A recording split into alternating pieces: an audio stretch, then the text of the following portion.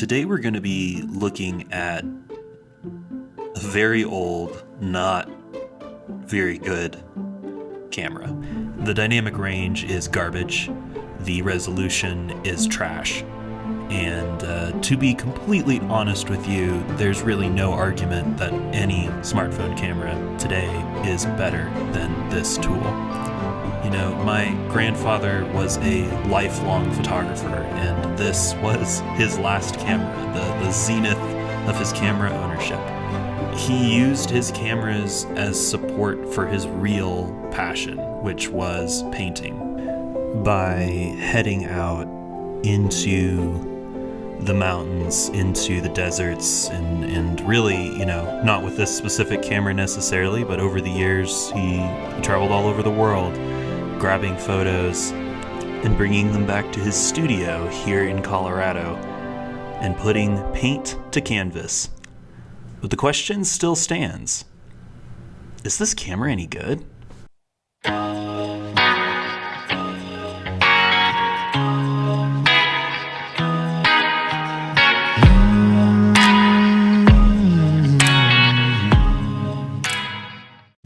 Well, welcome back to my office, the Garden of the Gods.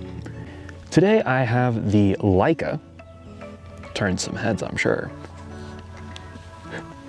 VLux 1, a 2006 Leica rebranded from Panasonic, point and shoot basically with a super zoom, a 35 to 420 millimeter zoom range in 35 millimeter equivalency, which due to the size of the sensor works out in actual terms to being a 7.4 to 88.8 millimeter aspherical f2.8 to f3.7 millimeter lens. Or you guys know what I'm talking about, probably, I hope. This thing takes ancient SD cards. This one pulls in a grandiose 1 gigabyte. This is one of the ones that it came with, although it did come with a Leica branded SD card. That does not work anymore, or at least I have not been able to make it work. So you may be wondering, why on earth do I own this Leica rebranded Panasonic point and shoot from 2006? Well, it was my grandfather's last camera. In 2006, my grandfather went out and splurged on a Leica. I'm sure some sales rep had a good time telling him that it was a Leica. I can't sell it because this camera is, I'm emotionally attached to it. This was the camera that I first used. Really for the first time I ever did photography with any amount of enthusiasm. I remember he handed me his old camera because he was enamored by his new iPhone 4 and wanted to use that instead. So I got to use this one and had an absolute blast taking incredible images of nothing, basically, just around our cabin up in the mountains. So yeah, this is a permanent installation to my collection. But I have it out here today because I would like to break it out and see how useful this camera can be in 2022. I mean, technically speaking, it's got 10 megapixels in it, so we should be able to get some nice looking 4K images. They will just be 4K, but you guys are just watching this in 4K at most, so should be good.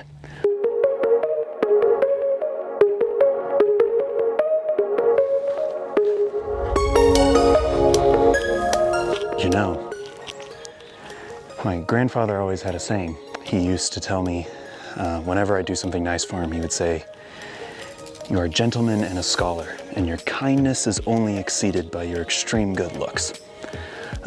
So, if you could find it in yourself to like this video, then you are a gentleman or a lady and a scholar. And if you hit that subscribe button, well, your kindness is only exceeded by your extreme good looks. So now you guys know what makes this camera valuable to me, but is there any reason why anyone else would find this camera interesting? I mean, not every 10 megapixel point and shoot from 2006 is still worth between $200 and $300. Well, with this camera, it comes down to the branding. This is it. This is our world. Our small world, where everything happens.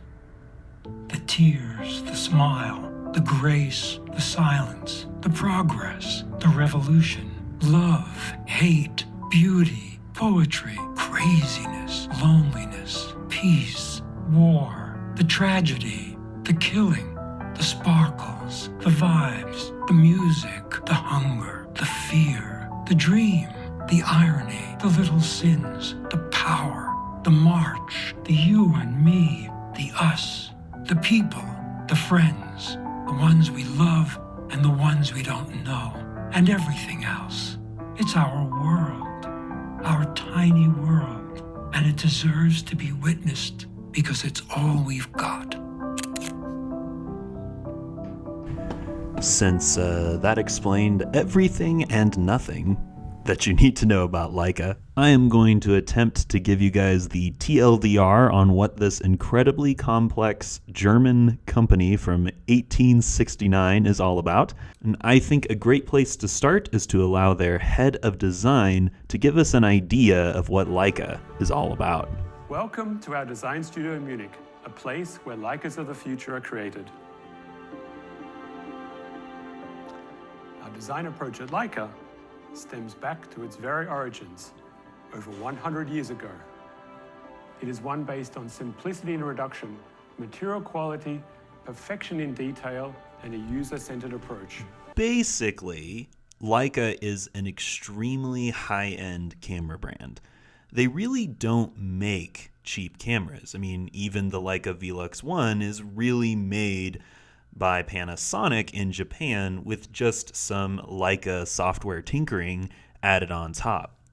The best way I think to think of Leica is as more or less of a luxury camera brand. Not so much of a professional necessarily, but more of a McLaren or a Ferrari of the camera world.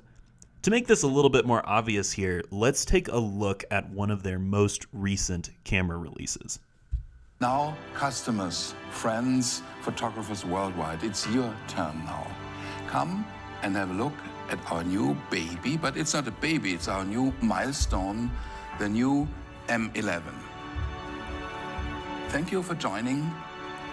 I hope we'll see us soon. The Leica M11 is a completely fine camera. It's one of those cameras that has all the specs that you're realistically looking for in a camera. You know, it's got a 60 megapixel sensor, it's got so many features that you might expect to find in something like the Sony a7R4. These two cameras are just super comparable. I mean, like, they both are full frame, they both have basically 60 megapixels. The Leica M11 doesn't shoot video. But I mean, like, who really needs that anyway? I mean, it's like, it's just a distraction, to be honest with you. It's just in the way. That's really what's going on with video. It doesn't have autofocus, and, like, honestly, that just gets in the way. Like, if we're really being honest with ourselves, you know, like, autofocus just slows you down, you know, like, makes it harder to, like, focus on your craft, which is what you should really be paying attention to. You might be thinking to yourself, well, I mean, they took all that stuff out to save money, right? They just wanted to give you like a minimalist powerhouse of a camera that, you know, took everything out you don't need in order to like give you what you do need. And it's definitely cheaper than the Sony. Well, the Sony is $3,500-ish. You can get it for like $2,700 now. The Leica is $9,000. $9,000. And like, the problem is I want one. I'm like, why? Why do I want? They got me. The branding got me. All right, so knowing all of this about Leica, the question that comes to mind is, where on earth does the Velux 1 make sense? The Velux 1 is a very cheaply made, not made in Germany or by Leica. It's actually produced by Panasonic in Japan. How does this make sense as part of Leica, the brand? And to be entirely honest with you, it doesn't. It does shoot video, which is something that the $9,000 M11 does not do. But, you know, as a whole, this camera just doesn't make a ton of sense for Leica to make. It's essentially a cash cow on Leica's branding. You can easily sell someone this camera over the Panasonic comparable version, which I believe is the FZ250. You can easily sell the Leica over that with just a little bit of tweaking, whatever that means, by Leica in the software department, and you can call this a Leica camera. And, you know, Leica's kind of been doing this for a long time, and, you know, in the end, what this really is it's a Panasonic camera that's branded Leica so that Leica can make money. That's what this is. That being said, and we're about to jump back out into the field, I am very curious to know what you guys think about the images from this camera. There's like maybe a little bit of magic to them? I don't know.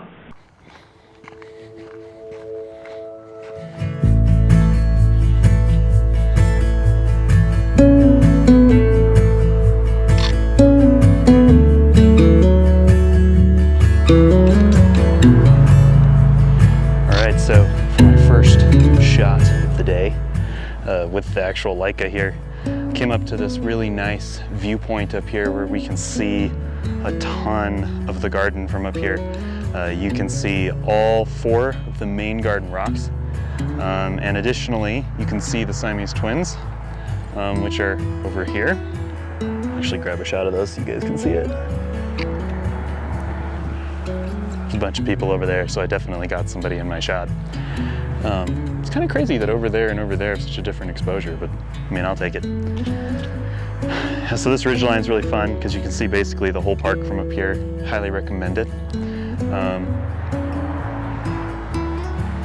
Don't even remember what the trail's called, but it's great. You can even see Balance Rock, it's over there. But the zoom range on this thing is insane.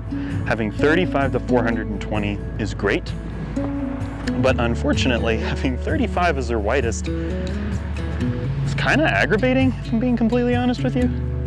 Wouldn't be my first choice.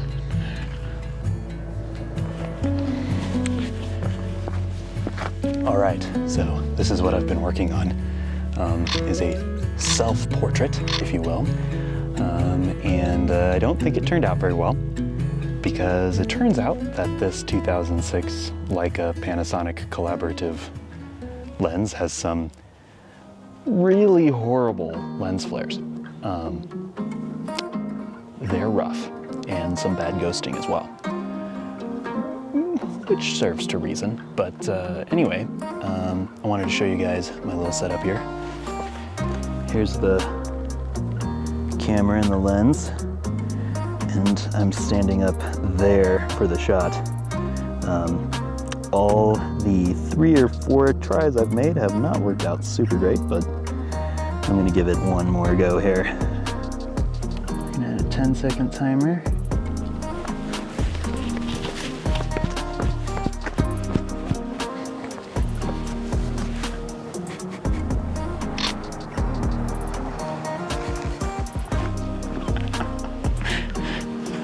Let's see how this one turned out. I was dramatically trying to get a profile, but I have no clue what the angle of my head was. Oh, let's go. Magic.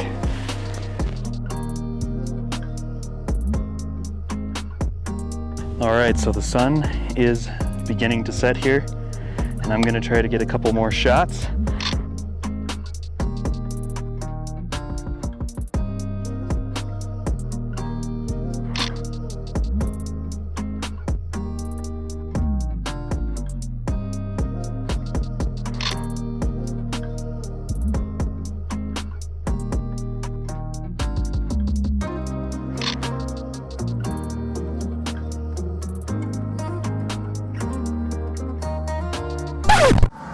But wait. What could this camera do in the hands of like a professional photographer? Like a professional landscape photographer? Let's find out. Kemper. Kemper. You gotta take the picture with this. Oh, Grandad's Leica? I can explain. This is Robert Simpich, one of Robert Simpich's other grandsons and my brother. He is also a professional landscape photographer and has been practicing in the state of Colorado and all over the American West for about 10 years now. We are currently in the San Juan Range at the Dallas Divide pull-off, and I'll pass it off to Kemper to keep this thing going. Does it have a tripod plate? Oh, no, it doesn't. I didn't bring one. Gotta get it on a tripod. Here, let's see. All right. Let's see what I got. I think it'll fit with this. Okay. Alright, let's see what we can do with this thing. How many megapixels does this thing have again? I think it's 10. Okay. It's 10. So, let's see how many megapixels we can get this up to. Oh my gosh. Okay, let's see.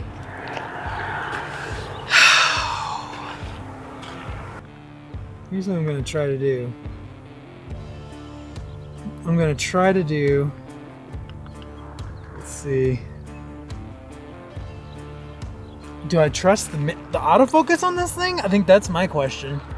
I mean, you could try dialing it in. What does it look like in the EVF? I don't want to look at the EVF. Okay.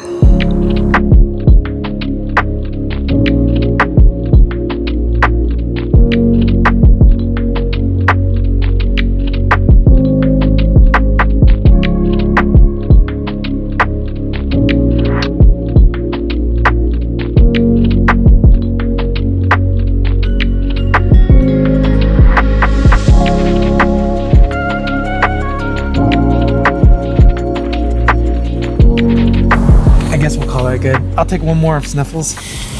I'll just take a straight regular pano. We'll see how it goes. Rather than trying that multi-row thing. Is it stabilized? Yes. I think it has OIS, but I'm not 100% sure. Oh, in the lens. Yeah. I think that's like the sound it makes when you turn it on. Is like that motor like turning on. That is quite the sound it makes. I remember when Grandad got this thing, it was the bomb. He got this one in, what was it, 2006, 2007, something like that? Mm-hmm. And been right around there. I remember he's like, I got a Leica. And I'm like, I don't know what that means. I know what it means now, and I know it was a flex. I mean, hard flex. But yeah, he got this, and I was super jealous. And a couple of years later, I got my first real camera, the Canon Rebel T1i. And I remember showing him that one, and he's like, well, mine zooms like... He didn't like that mine had the lenses that swapped out. I think he had those old film cameras where he swapped out the lenses, and he was ready to move on from that. And you know, in a lot of ways, like these all-in-ones, they get kind of snooted at by photographers, but there's a lot of value there. I mean, like it's 35 to 420. Like if I could have a lens that I could use all the time that went from 35 to 420, like this one is 100 to 400, so... And look how much bigger it is. It's about as close as you're going to get, right? It's as close as I'm going to get, but also it's... Like, yeah, the optics are... I mean... what size sensor is this? I believe it is 2/3 inch. Okay. So here's as wide as it goes. right. And then zoom in as far as it goes. I mean, that's pretty versatile, I have to say. The Leica Velux 1 is a great example of how photography and videography can be used by artists and for other applications than just photography and filmmaking. While this camera will never win any awards for build quality, bang for buck, image quality, or video specs, the autofocus is awful, the viewfinder untenable, there really is no world where this camera is the best choice for anyone when it came out or today. Yet my grandfather took images from this camera and created some of the best artwork of his career. By using this to capture the shapes of clouds, the color of aspen leaves, the way light catches the water, he was better able to capture the movement, depth of color, contrast, and shapes of nature in his work. For me, this camera served as a jumping off point, like any camera can. It gave me a chance to zoom in and out, frame, and hit a shutter button. I started to learn how to expose, compose, and search out subjects. And while I'm sure I could have used any other camera, the fact that this was the first tool I used brings some kind of value to me. You know, these days I think a lot of people I encounter have kind of a sad perspective on cameras. They're too expensive, too complex, too big and bulky. But I think that even if you are or aren't a videographer or photographer, remember that light capturing is something we all do, and it can serve 1,000 different purposes. And even this $200 Leica Panasonic from 2006 can capture breathtaking images in the right hands. From sparking passion to enabling artistic expression to capturing memories, cameras serve their purpose to us all.